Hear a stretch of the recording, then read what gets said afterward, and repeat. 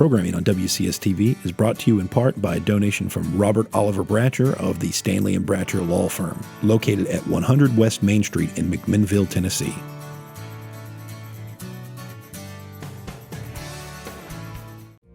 Programming on WCS-TV is brought to you in part by a donation from the Middle Tennessee Dr. Pepper Bottling Company, serving McMinnville and Warren County since 1938.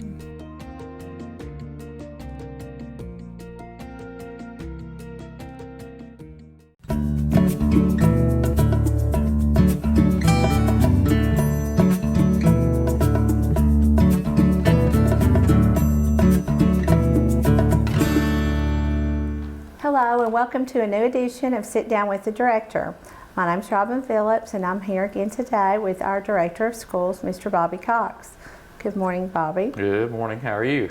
I'm great. How are you? I'm doing well on a good pre-snowy morning, maybe. Pre-snowy morning, yes. We are filming this morning on Friday, 22nd. the January 22nd, on our third snow day of the year. All right. And anticipating some really bad weather today. All right. That's right. So out of school, but we're working hard. That's true. Okay. And speaking of that, if you could please just share again for anybody who doesn't already know about our snow plan and about, obviously conditions can change very quickly, how the importance of having a snow plan ready and what that looks like from the district level. Well, we obviously have had 2 or 3 days of bad weather, and potentially today is really going to be bad.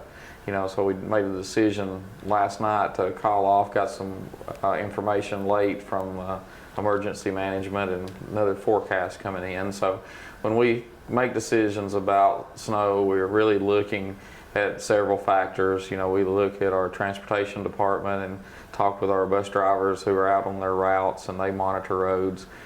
We talk with the sheriff's department, we talk with emergency management, try to monitor those forecasts to see what's coming in. But ultimately, it's really just a better be safe than sorry type situation. You don't want to put students on a road that are potentially hazardous.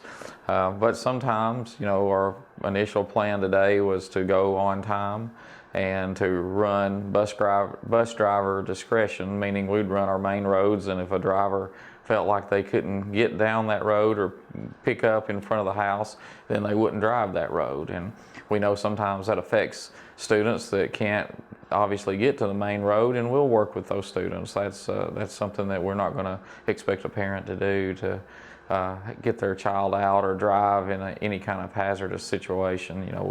We'll work that out after the weather improves. But we do have, this is our third snow day, so we have 7 I think left. And hopefully this will be the last of the winter weather, but who knows. Okay. And again, that is, we've got to get not only teachers to school and students who ride buses that usually leave an hour before school starts a lot of times, and then we have teenage drivers who are driving to the high schools. So there is a lot of decision making that goes into that. Yes. It's not just a quick decision or a day out of school. Oh no, it's early 4:30 in the morning. Get up, look at the forecast, check the roads, check with all the people that are on the roads, like I said, the sheriff's department, the state troopers, etc. And normally in the mornings, if it's a morning call, we try to make the decision by 5:30. If it's something like it was last night, where we know, hey, there's potentially 6 inches of snow coming in, it's just a whole lot easier just to go ahead and let everybody know at night, and they can make their plans. Sure. And again, I guess we're in a situation right now with it being early morning, and we haven't seen any snow yet to be in the position you're in a lot, where you can't tell what it's going to be until after it happens. But right. I'm sure by the time this airs, we'll know whether we got several inches or nothing at all. But well, it's interesting. It is. It's you please, half of the people in one way and half of the people in others, and we're trying to, please everybody, obviously. But, I get a few messages from students via email, please can we have another day out, and things of that type. And we do try to put it out on social media, and I get a few comments on social media and things of that type, some positive, some negative, just like it always is. But we do take a look at those, and We appreciate the feedback, but you know, when it comes right down to it, I'm not going to take a chance with students being on a bus or being out in a car and things of that type. We have days, if we have to add days on at the end, and that's what we'll do, but we're going to try to keep our students safe. But I do appreciate the feedback, and I like talking to the students too. Sure. So. Okay, and speaking of, one reason we are hoping that we don't use all of our snow days this year, I'm sure, is because we're getting ready to have a new test this year. We have, I think, writing coming out right away, and then, of course, all the testing in the testing season, which is the spring. And we need all the instructional days in that we can get, of course, to get ready for those tests. Can you tell us a little bit about those tests and what's new for this year? Sure. Well, we're moving away from TCAP and into 10 Ready. So 10 Ready is actually the new TCAP. It's totally online this year, and it's going to be given in 2 phases. So the first phase will start in February. So actually February the 8th is the opening window through March 4th for the first part of 10 Ready in grades 3 through 8 and at the high school level. And then in April, late April to early May, mid-April to early May will be the second window for 10 Ready. And we've been practicing for that. Today was actually supposed to be our third practice for that, but obviously that's going to be postponed. So we've had 2, and we'll go into it, you know, with the best laid plans. And I think our building test coordinators and our Kim Henniger, our test coordinator at the central office, and all of our principals have done a good job. But we know we're going to run into some roadblocks. Any change like this we do, I think it'll be good in the long term. To learn the testing process online. It's just new, and we're just asking people to bear with us as we go through that. And every student in the state is going through that right now. So it's just going to take some time, but we'll make it through it. And you know, this is a baseline year for test scores. We're not only battling the test of the knowledge part of the test, but also the technology part of the test. So. Okay. So to be clear then, each student will have to take the test online. Yes. So we are right now, and again, the state is also new to this. So they're having to test their capacities and how they're going to be able to give this test and receive the information. Right. So each student will have a time and a computer where they will take their portion of the test that they're to be given in February, and then again in April to May. Yes. Okay. And so you said that starts in grades 3. Grades 3 through 8 for elementary schools, and then the end of course subject areas at the high school. Okay. So then they will test over all subjects in May, or is it a specific like writing like it used to be? Reading, well, in May, in February. In February they start actually taking the first phase of the test, so it won't be just writing. It'll be English, math, and science. Social studies is still the same as it always has been. It will be on paper. So those 3 will be on computer, electronically, online this year. So they will literally take two parts of a test, one in April and one later in the year that will be the same, but 2 different parts of that. Right. And then those will be averaged together for their portion of their grade on their report card. Yes. And I think that's something else we might want to mention, that we are looking that is a part of the student's grade for their second semester if we get it back. We're waiting to see about that for this year. Is that correct? We've been in discussion with the state. The state's looking at giving a leeway, or they have given a leeway for elementary scores to, if they don't come in, that they're not a part of the grade for this year. You know, we're looking at that. More than likely, you know, they've already told us we're probably not going to get those scores back. So we're going ahead and planning to not let it count this year as part of a student's grade. You know, of course, next year and the year after, you know, it probably will count. It just depends on the online process. So if we get the scores back and we can count, then we'll take a look at that, but that'll be a decision made later on in the year. Okay. And the end of course exams will also then be online as well this year? Yes. Okay, so all good information. Another thing we might want to check on is building projects. Has the weather affected those? Where are we on those, and what's going on? What can we look forward to? Well, fortunately, we've had good weather up until the last week. So the high school building project is almost complete. They're ready. Everything's in the dry and completed the outside work, and the weight room area is getting ready to have the floor laid and the equipment put in. And the turf is going down in the field house area, so that should be complete in the next week or so. So all of those should be done and ready to go in February. Bobby Ray still moving forward with it. It's all in the dry, working on the plumbing and electric and the flooring in the foyer area and the new bathrooms at Bobby Ray. And then the floor will come up and new bleachers will go in the summer, and that one will be complete before school starts. And we're on pace at Irving College. Everything's running well there. Everything's in the dry. The brick masons are still doing a little bit of brick work on the outside, but that one should be complete hopefully by the time school starts, with renovations on the old part of the building and then the new part of the building complete. So everything seems to be going really good right now. Okay, great.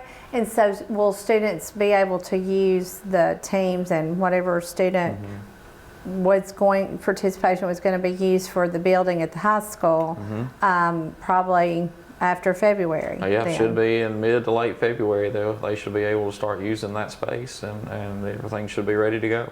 Okay, well Yeah. that's good news and Yeah. exciting news, and I'm sure our students will be happy about that and about their building and about their parking lot getting back to normal. Yes.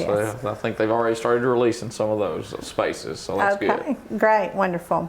Another thing that just happened since the new year is we've had professional development for teachers January the 4th, and that was a system-wide all hands on deck day for staff. Could you tell us a little bit about the things that went on that day and things that we're working on as a district? Well, that day was more of a workshop day. So we had several things going on, from writing workshops to reading workshops to individual professional developments at the schools. We decided this year not to have one big mass meeting with a speaker that was coming in. Really wanted to break it up and do more individualized things. So that worked out really well. Of course, I think you could probably tell us a lot about the Move to Stand and our bullying program that you've been working on. And we had a speaker come in, Dr. Dinwiddie, to talk with our school nurses and our counselors about that. So I'll just let you talk a little bit about that then. Okay. We'll turn the tables on you. Okay. Yeah. Yes, I'd be happy to talk about the session that we had. We did have an all-day session with Roger Dinwiddie from the STARS organization in Nashville, who works with school districts and others throughout the state on issues of school climate and school culture. School climate and culture are really about the school, the feel of the school. School climate is how the school feels to staff as well as students, basically what the vibe or feeling is there. And then the culture is how people act. Students as well as grown-ups, what their norm is as far as how they treat each other and that sort of thing. And that it incorporates lots of different things, from teamwork and empathy and excitement about learning to things like bullying, which are more negative. We did talk with Mr. Dinwiddie talked with us about all of those things and on ways that we could look at those differently and improve. One part of that was bullying, and we did get some good news on that. He had several slides and information from different sources about bullying and about the fact that really the good news is that about 30-some-odd%, about 26% of students actually report having been bullied in their life. So basically we've got about 65% of the students who that does not really affect, and that's really good news. That is good news. Another thing that we learned was that cyberbullying, as much as it's in the media, and we hear a lot about that, parents are always, of course, very concerned about that. And if your student is a victim of cyberbullying, of course, it's very scary and it's a huge big deal. And we want to be able to help with that when it affects school and the student. But that's actually only about 5% of the bullying that we have. So it's not as rampant as people may think, although it is obviously still a problem that we're still trying to address. So we did get some good news on that. We also got a lot of good resources for us to use as a district as we move forward in that, and our school climate and school culture in push to make that better and as good as it can be, and also some information for parents, which we have put on our district website. There's some links there for parents to see. One thing that I did also want to tell folks about too is, you know, what we are doing about school climate in general and bullying specifically in our schools, in all of our buildings.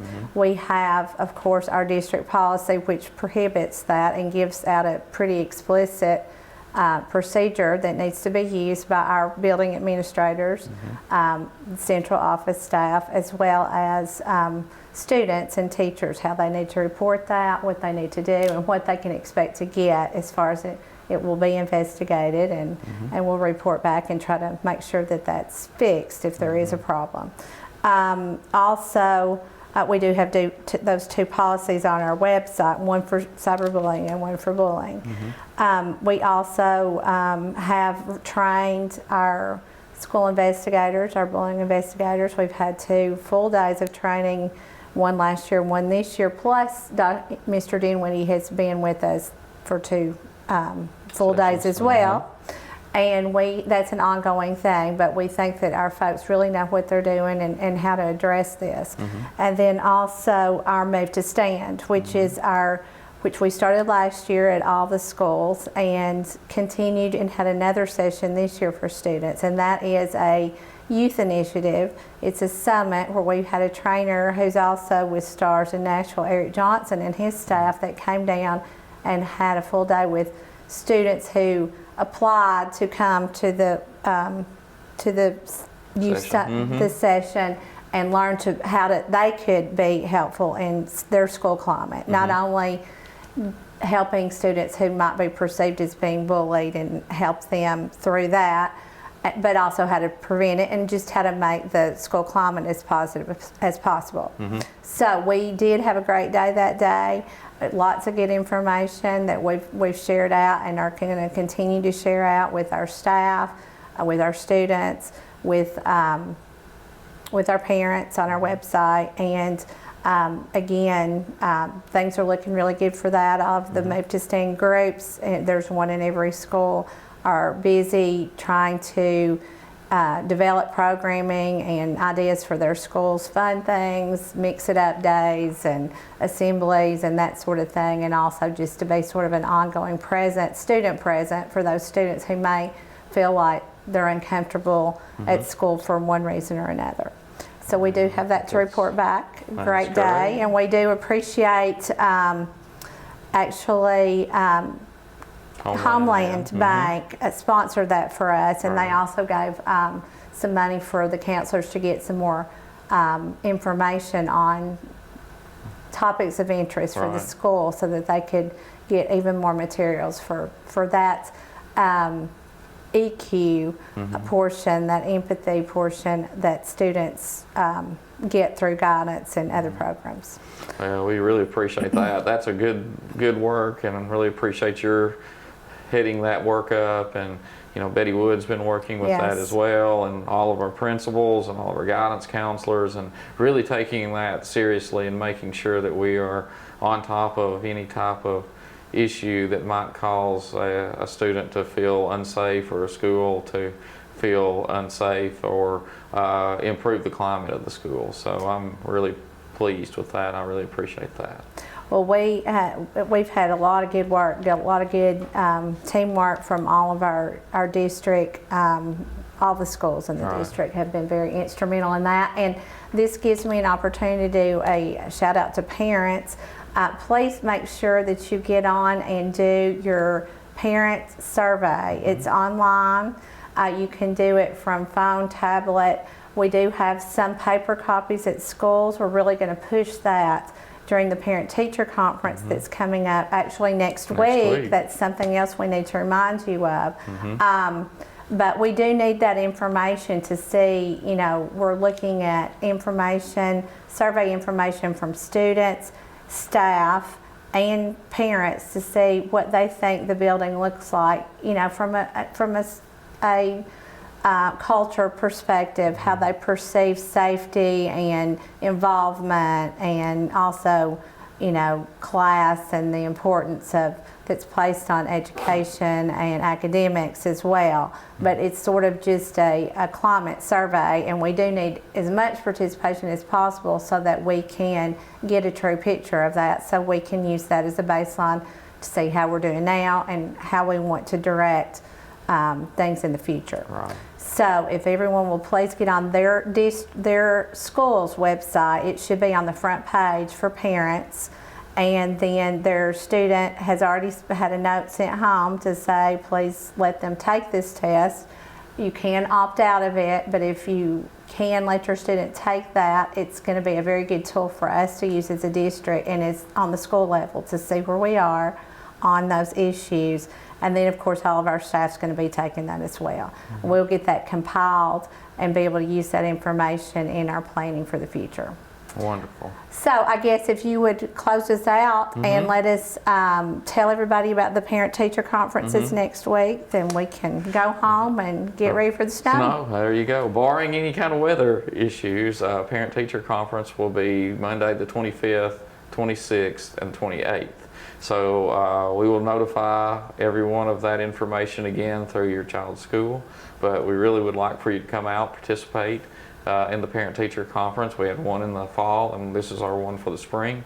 But those are very important to go ahead and get that information out to everybody and encourage parents to come and be in their schools and talk to their child's teacher early in the second semester, so we can resolve any problems that we have academically moving forward. Okay, great. Well, we certainly appreciate you being here today. Thank you for turning in and viewing, and we will see you next time.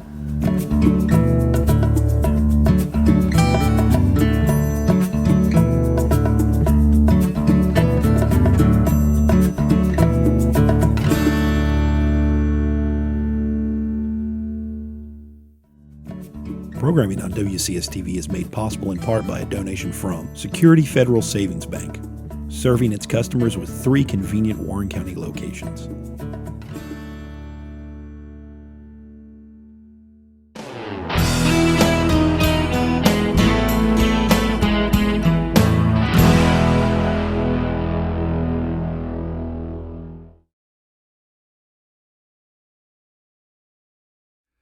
Programming on WCS-TV Channel 180 is made possible in part through donations from your McMinnville State Farm agents Lee Holland, Norm Barnes, Neil Helton, and Bill Zeckman.